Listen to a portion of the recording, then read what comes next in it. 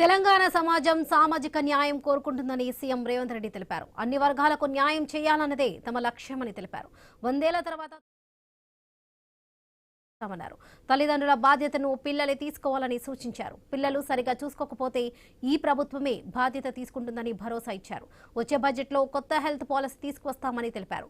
విద్యా ఉద్యోగ అవకాశాల్లో దివ్యాంగులను ప్రోత్సహిస్తున్నామని వివరించారు. ఎవరైనా సమస్యలుంటే ప్రజాభవన్కు వచ్చి కలవచ్చని తెలిపారు. హైదరాబాద్ ప్రజాభవన్లో ఏర్పాటు చేసిన కార్యక్రమంలో బాల భరోసా ప్రణామ్ డే కేర్ సెంటర్ను ముఖ్యమంత్రి ప్రారంభించారు. అనంతరం దివ్యాంగులకు ఉపకరణాలను పంపిణీ చేశారు రేవంత్ రెడ్డి.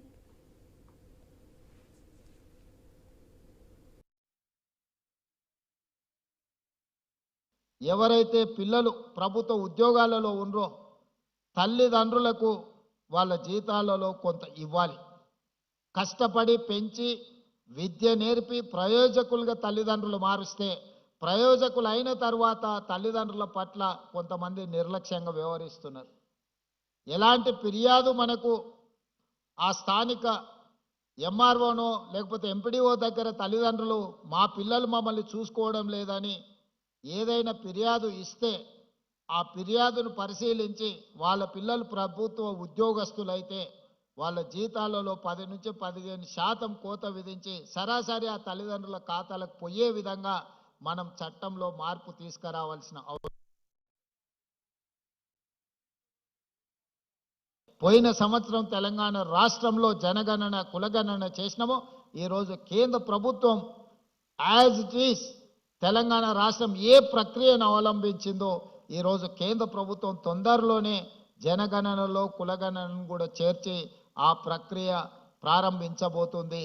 తెలంగాణ రాష్ట్ర ప్రభుత్వం గర్వంగా చెప్పుకుంటుంది, మేము అమలు చేసిన విధానాన్నే ఈరోజు కేంద్ర ప్రభుత్వం తప్పని పరిస్థితుల్లో మా ఒత్తిడికి కేంద్ర ప్రభుత్వం తలవొగ్గి ఈరోజు అదే విధానాన్ని తీసుకురాబోతుంది. దేశానికి మొత్తం తెలంగాణ రాష్ట్రం ఈ విషయంలో ఆదర్శంగా నిలబడ్డదని నేను ఈ వేదిక మీద నుంచి చెప్పదలుచుకున్నాను.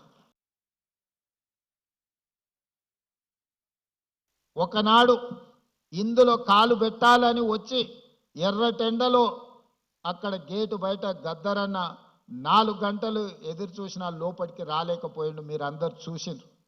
కానీ ఇవాళ స్వేచ్ఛగా మీరు లోపలికి వచ్చి మీరు ఇక్కడ కూర్చొని మీ హక్కుల గురించి చర్చించుకునే పరిస్థితి ఈరోజు జ్యోతిరావు పూలే ప్రజాభవన్లో అవకాశం కలిగింది. ఒకనాడు కొద్దిమంది శ్రీమంతులకు పెద్ద పెద్ద కాంట్రాక్టర్లకు మాత్రమే ప్రవేశం ఉన్న ఈ ప్రాంతంలో ఈరోజు పేదవాడు, నిరుపేద, వికలాంగులు లేకపోతే ట్రాన్స్జెండర్స్ నుంచి పండు ముదిసి వాళ్ళు కూడా ఇక్కడికి వచ్చి తమ సమస్యల్ని చెప్పుకోవడానికి అవకాశం ఈ ప్రభుత్వం కల్పించింది. ఈ ప్రభుత్వానికి ధర్మగంట ఉన్నది. సమస్య ఉన్నదని ఆ ధర్మగంట ఎవరు కొట్టినా ఇక్కడ వచ్చి వాళ్ళ సమస్యల్ని వింటాం. వివిధ జిల్లా పరిషత్తుల్లో వివిధ మున్సిపాలిటీలలో మైనారిటీలు ఎన్నిక అవ్వడానికి అవకాశం తక్కువ ఉంటుంది కాబట్టి కోఆప్షన్ మెంబర్స్ కింద మనం వీటిల్లో నామినేట్ చేస్తున్నాం.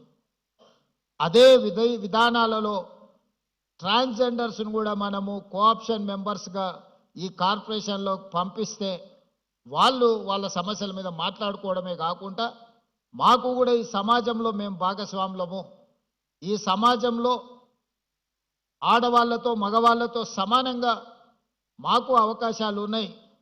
ఈ ప్రభుత్వం మమ్మల్ని కూడా మానవత్వంతో చూస్తుంది, మమ్మల్ని మనుషులుగా గుర్తిస్తుంది.